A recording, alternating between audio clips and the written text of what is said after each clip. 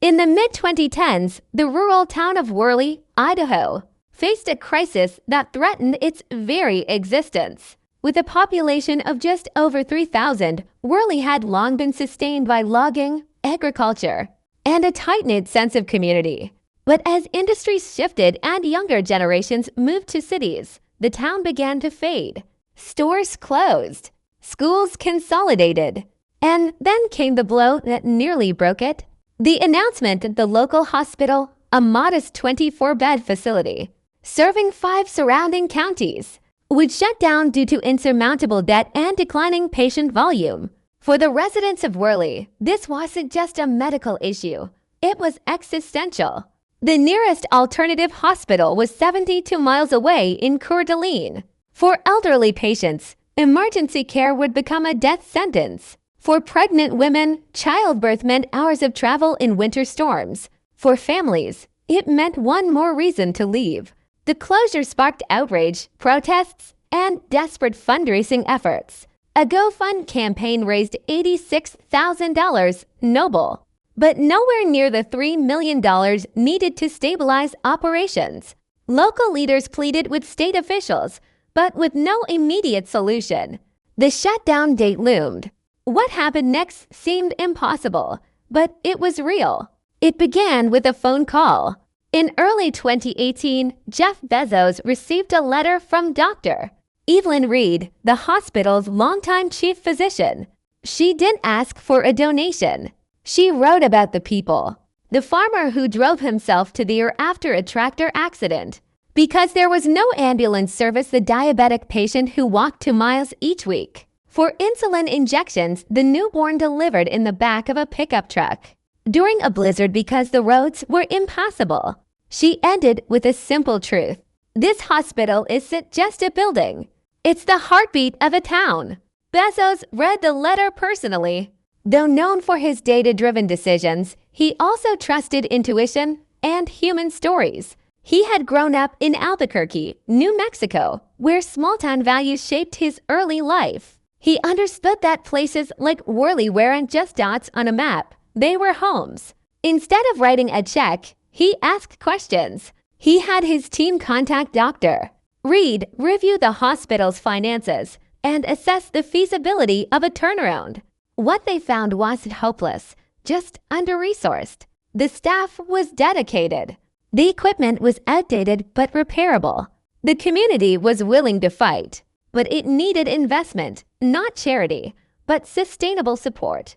Within weeks, Bezos launched a quiet initiative through the Bezos Day One Fund, which he had announced months earlier with a $2 billion commitment to fund nonprofit organizations, supporting homeless families and innovate new K-12 education models. Now, he expanded its scope to include rural healthcare sustainability. He didn't make a public announcement.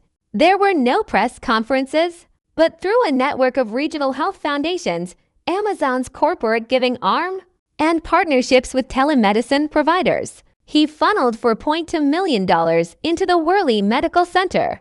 The funding covered debt restructuring and operational stabilization upgrades to emergency room, and diagnostic equipment installation of high-speed internet. For remote consultations, training for staff in digital health management recruitment, incentives for doctors and nurses. But Bezos didn't stop at infrastructure. Understanding that long-term survival required economic revival, he connected the hospital to Amazon's hiring pipeline, creating remote jobs in customer service and data entry for local residents. He also facilitated a partnership with Amazon Web Services to train young adults in cloud computing skills that could keep talent in the region. Most importantly, he ensured transparency. Every dollar spent was tracked. Progress reports were shared monthly with the community. And Bezos insisted that the hospital remain locally governed, not a corporate project, but a community asset. By 2020, the Worley Medical Center was not only open, it was thriving. Patient volume increased by 40%. Emergency response times improved. Telehealth services allowed specialists from across the country to consult with patients without travel. And the town began to revive. New families moved in. A cough reopened. The school enrollment stabilized. Locals credited the hospital's survival as the catalyst, proof that Worley still had a future. Bezos never visited. He didn't need to. But every year, Dr. Reed sent him a handwritten update, photos of newborns, thank you letters from patients, snapshots of the holiday party in the waiting room. For Bezos, this was philanthropy in the traditional sense. It was systems thinking applied to humanity. He had built Amazon by solving logistical problems at scale.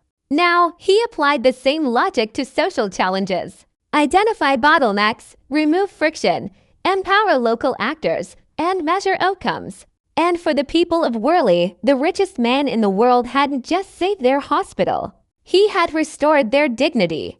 Because sometimes saving a life isn't dramatic.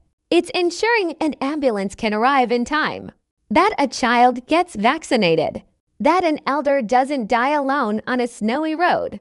And Jeff Bezos, the man who once shipped books from a garage, had proven that the most important deliveries aren't packages, they're possibilities.